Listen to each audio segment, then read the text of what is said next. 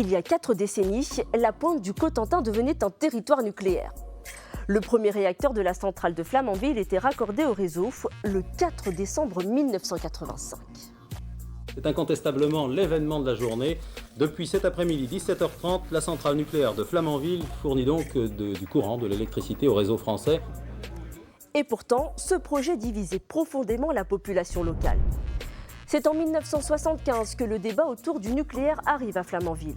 Portée par EDF, la centrale est au centre de discussions animées jusque dans la rue. Et la commune vit au rythme des pros et anti-nucléaires. Les gens peuvent être extrêmement déterminés contre l'implantation d'une centrale. Et s'ils sont extrêmement déterminés, on ne peut quand même pas les obliger à l'accepter. On a peur de la pollution. Quel genre de pollution? Je ne sais pas, moi.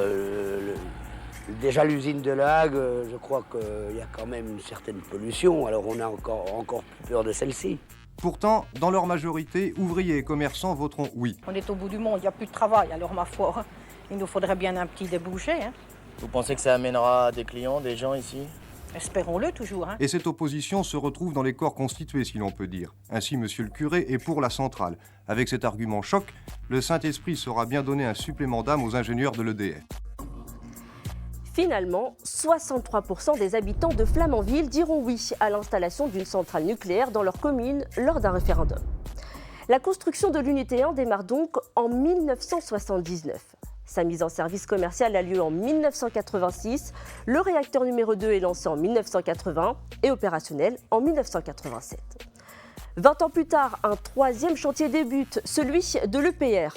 Il s'agit d'une nouvelle génération de réacteurs nucléaires français plus puissants et avec une sûreté renforcée. Mais de sa construction à son raccordement au réseau, l'EPR connaît de nombreux couacs.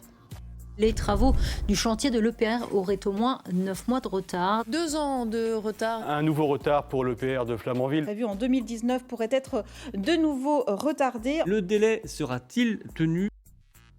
Après 12 ans de retard au total et un coût de plus de 23 milliards d'euros, l'EPR n'a pas encore atteint 100% de sa puissance.